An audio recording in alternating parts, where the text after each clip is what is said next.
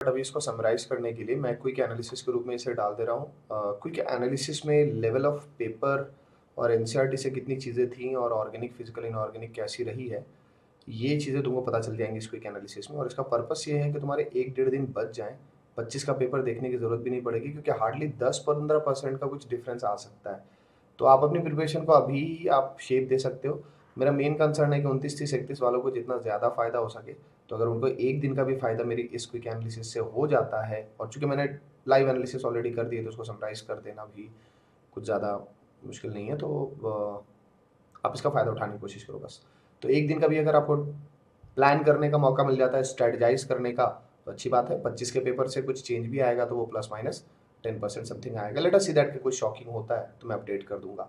जो plan of action होगा, वो प्लान ऑफ एक्शन आपको मैं 25 के पेपर देखने के बाद बताता हूँ, बिकॉज़ कि दोनों चीज़ें हो जाएँगी उस वीडियो से कि मैं आपको 25 में 25th के पेपर में जो भी चेंजेस हुए हैं, वो भी आपको क्विक एनालिसिस में ऐड कर दूँगा, साथ-साथ समझा दूँगा कि आगे आपका क्या तरीका होना चाहिए सॉल्विंग करने का, पढ़ने का, कैसे क्या होना चाहिए। तो पहले क्विक एनालिसिस को फिनिश करते हैं। ऑर्गेनिक की अगर बातचीत करें, तो ऑर्गेनिक केमिस्ट्री का लेवल ईज़ी था। अगर बात करें 2022 के प्रीवियस लेवल से, तो ईज़ी लेवल था। वहाँ पर काफ़ी सारे अच्छे-अच्छे क्वेश्चन थे, और 2021 पर भी जाने की ज़रूरत नहीं है। 2019 वगैरह में तो अच्छे लेवल थे, तो काफ़ी टुच्चे लेवल है उनके सामने। मैकेनिज्म एनसीईआरटी से ये जो सेक्शन था ऑर्गेनिक केमिस्ट्री का, अगर ये दिमाग में आपके चल रहा है कि ये एनसीईआरटी से था भी कि नहीं था, तो बता दें कि एनसीईआरटी ही थी। रीजन तो सारे के सारे वही पूछे जाते हैं, वही पूछे गए। मैकेनिज्म तो वैसे भी एनसीईआरटी ने खराब दिया हुआ है, पूरे ऑर्गेनिक केमिस्ट्री को बर्बाद किया हुआ है। तो आप मैकेनिज्म जो भी कार्बोकेटाइन रीअरेंजमेंट है, सब्स्टिट्यूशन, एलिमिनेशन, इंट्रामोलिकुलर प्रोसेस, उनके आप क्वेश्चंस वगैरह या फिर उनसे रिलेटेड चीज़ें ना के बराबर देखते हैं एनसीईआरटी में। तो वो तो आप अलग से ही सीखेंगे। और वन शॉट्स वगैरह टू द पॉइंट हैं, जो आपने अगर 8 महीने नहीं भी पढ़े हैं, तो 8 घंटे वाले जो वन शॉट्स हैं ऑर्गेनिक, इनऑर्गेनिक के या कंप्लीट केमिस्ट्री के, चुपचाप जा करके उनको आप यूज़ कर सकते हैं, ठीक कर सकते हैं। आपके पास एम्पल टाइम है, जिनके पास 30-31 को है, उनके पास तो बीच में अच्छा गैप है, तो वो बहुत अच्छे से केमिस्ट्री को फोड़ फाड़ सकते हैं। तो ऑर्गेनिक केमिस्ट्री ईजी थी, आप बिंदास उसको किसी भी वन शॉट से निपटारा उसका कर सकते हैं। सॉल्विंग वाला देखें तो अच्छी बात है, वेदांतु जेई पर रुद्र सीरीज और जो वन शॉट्स वगैरह उनकी प्लेलिस्ट बनी हुई है, ज़रूर जा करके फोड़ डालें। मेरी अपनी केमिस्ट्री की कंप्लीट ऑर्गेनिक है, कंप्लीट केमिस्ट्री में रिवीजन है, और उसमें फिजिकल केमिस्ट्री के फॉर्मूले बहुत अच्छे से बताए हुए हैं। पिछले साल के भी कंप्लीट फिजिकल और कंप्लीट ऑर्गेनिक वगैरह के हैं, बट अभी फ्रेश वाला देखिए तो उसमें आपको चीज़ें ज़्यादा पीवाईक्यूज वगैरह के सेक्शंस आपको दिख जाएंगे, क्योंकि वो पिछले साल वाले तो 2022 को इंक्लूड नहीं करते हैं। तो 2022 का टच जो आपको दिखेगा, जो अभी रिसेंट हुए हैं उनमें। फिजिकल केमिस्ट्री की बातचीत करें तो बहुत ही प्रिडिक्टेबल था, and that is why you are seeing कि ये पी मार्क्ड है, जिसका मतलब है प्रिडिक्टेबल। और डायरेक्ट फॉर्मूले बेस्ड क्वेश्चन थे, बहुत प्रिडिक्टेबल थे, और वही सॉल्यूशन, वही काइनेटिक्स, वही थर्मो, वही इलेक्ट्रो के डायरेक्ट क्वेश्चन दिखाई दिए हैं।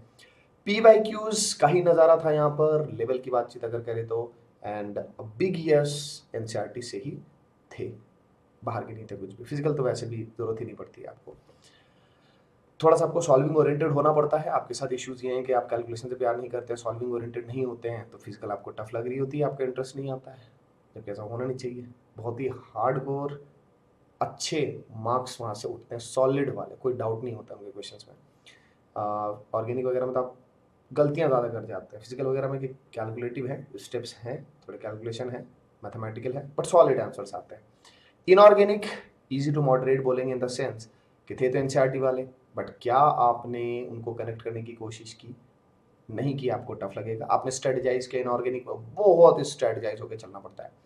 तो पी मार्क किया इसलिए क्योंकि बहुत प्रिडिक्टेबल होते हैं। मैंने तो जितने भी इनऑर्गेनिक आपको लास्ट के 3 सालों के 2021-22 और अभी वाले के जितने भी आपको इनऑर्गेनिक करवाए हैं, हर जगह मैंने आपके नज़रिए को चेंज करने की कोशिश की है कि आप इनऑर्गेनिक को सोच सोच करके, लिंक कर करके बनाने की कोशिश करें, बहुत इजीली बनता है। एंड अभी जो आज के पेपर हैं, वो इंडिकेट भी कर रहे हैं कि उन्होंने इनऑर्गेनिक को कंसेप्चुअल अप्रोच देने की कोशिश बहुत की है, जो कि बहुत अच्छी बात है। तो आप चूंकि इनऑर्गेनिक में आपका नज़रिया अलग है, आप गलत नज़रों से देखते हैं, पढ़ने के तरीके आपके ख़राब होते हैं, आप लिंक नहीं करते, रट्टा ज़्यादा मारते हैं, तो चीज़ें आपके लिए बुरी हो जाती हैं, नहीं तो अदरवाइज बहुत ईजी है। P Y Qs oriented, highly P Y Qs oriented at NCERT, तो यस, बिग यस। तो ये था ऑर्गेनिक, फिजिकल, इनऑर्गेनिक। जी मेरे स्पेसिफिक टॉपिक्स की बात करें तो ये टॉपिक्स मैं बोलता हूँ biomolecular polymer, environmental drugs, practical organic chemistry, surface chemistry, इनको।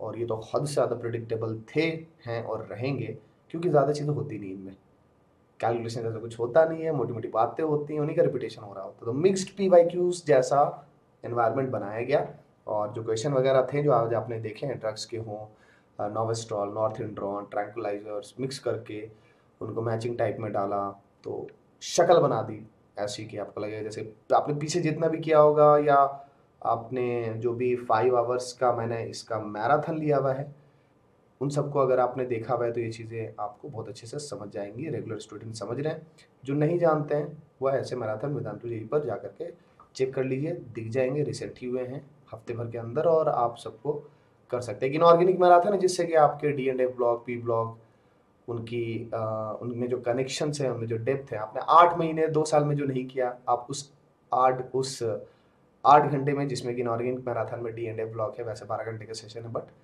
शुरू में D&F ब्लॉक और P ब्लॉक है जो 8 घंटे में खत्म होता है, तो आपको उसी से चीज़ें निपट जाएंगी। रिवाइज करना पड़ेगा तो ऑब्वियसली टाइम तो देना पड़ेगा, और बट जितने भी टाइम अभी आप केमिस्ट्री को देते हैं एंड में, वो सब सॉलिड रिटर्न देता है।